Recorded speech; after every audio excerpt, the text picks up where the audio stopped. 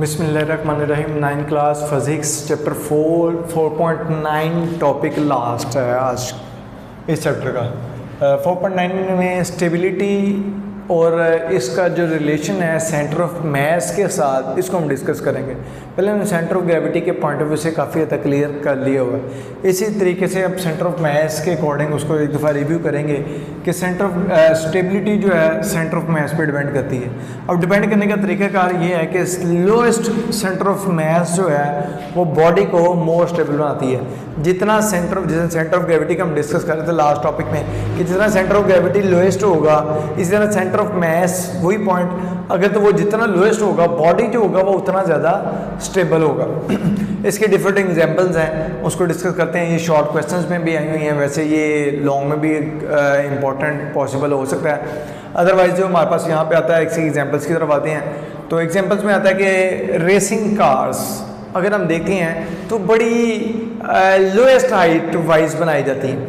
उनकी जो हाइट कम से कम रखी जाती है, इसलिए कम से कम रखी जाती है कि वो नीचे से हैवी हो, उनका जो बॉटम हो वो क्या हो, हैवी हो। अब बॉटम हैवी रखने की मतलब अगर हम देखें तो कुछ इस किस्म की वो गाड़ी की तकरीबन शेप होती है, ठीक है। मतलब इधर से बिल्कुल एक वो ड्राइवर का बस मुंह नज़र आए, उसको वो लोएस्ट से लोएस्ट बेस बनाते हैं।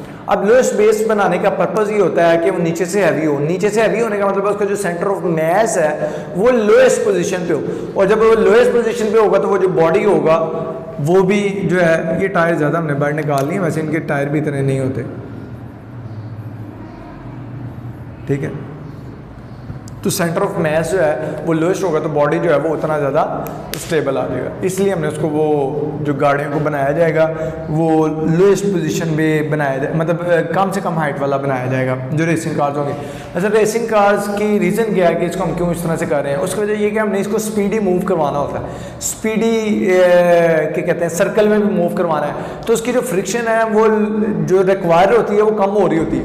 और इसके अंदर फिर हमारा तरीक़ाकार ये होता है कि हम सेंटर ऑफ मास को लोएस्ट करने से उसकी स्टेबिलिटी बढ़ाते हैं, जिसकी वजह से उसको फ्रिक्शन जो एक्स्ट्रा चाहिए थी वो अब उतनी क्वांटिटी में नहीं चाहिए होती और बॉडी जो है वो स्टेबल रह जाता है। अच्छा, इसी तरह से दूसरी अगर हम देखते हैं रेसिंग कार्स जो हैं बेस स्टेबल होती है। अच्छा, सर्कस आर्टिस्ट जो एक स्ट्रॉन्ग जो टाइटली माउंट स्ट्रिंग है उसके ऊपर एक आदमी जो है वो मूव करता है, और अगर हम उसको देखते हैं तो उस आदमी ने क्या किया होता है, एक लंबा सा फॉर एग्जांपल एक रॉड पकड़ा हुआ। अब जो रॉड पकड़ा हुआ है वो उससे क्या कर रहा है कि अपना सेंटर ऑफ मास लोएस्ट कर रहा है कि लंबा सा रॉड है वो नीचे चला गया, उसके नीचे होने से उसका जो सेंटर ऑफ मास है वो लोएस्ट पोजीशन पे चला गया। इस तरीके से जो वो बॉडी जो होगा वो स्टेबल हो जाए। हो तो वो ऊपर है, तो जितना ऊपर जाएगा उसका सेंटर ऑफ मास हाइट पे जाता जा रहा है और बॉडी अनस्टेबल होता जा रहा है। लेकिन जब वो ज़मीन के करीब उसने अपने साथ जो अटैच बॉडी है जो कि वो रॉड है वो उसने नीचे कर दी है, इसकी वजह से वो स्टेबल हो गया और इस तरीके से वो बॉडी जो है वो उसको मूव करने में आसानी होती है क्योंकि वो मोर स्टेबल हो गया वो। इसी तरह से एक नीडल है जिस तरह से हमने ये रखा है कि एक नीडल जो है वो कॉर्क के साथ अटैच है और उसके अंदर स्टेबिलिटी इसलिए आई हुई है कि उसकी जो बेस है उसको ये कंसीडर करते हैं तो वो क्या है, बहुत ज़्यादा हैवी बना देगी है, जिसकी वजह से जो बॉडी होता है ये जो सर्कल बनाया हुआ है वो नीचे से स्टेबल हैवी होने की वजह से मोर स्टेबल आ रहा है।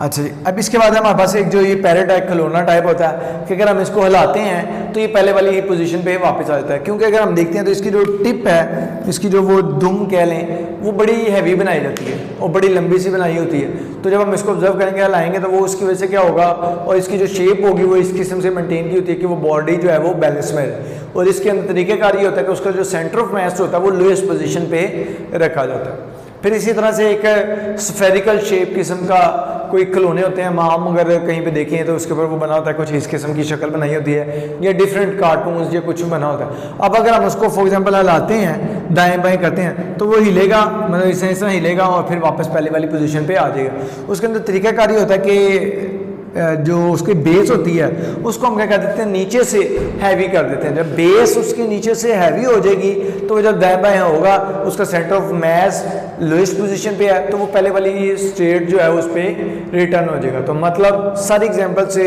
जो निचोड़ निकलता है, जो हमने पहले ही बता दिया था कि जब बॉडी का centre of mass lowest position पे होगा तो बॉडी उतना ज़्यादा स्टेबल होगा। और हमने इन एग्जांपल्स को इसी कंडीशन को यूज़ करते हुए, इसी तरीक़ेकार को यूज़ करते हुए डिफरेंट टॉयज़, डिफरेंट जो इंजॉइंग पॉइंट्स हैं या इंजॉइंग टर्म्स हैं वो कंसिडर की हुई हैं, वो बनाई हुई हैं। तो अब तक के लिए इतना, इंशाल्लाह नेक्स्ट टॉपिक में लेक्चर के साथ मिलेंगे। अल्लाह हाफिज़।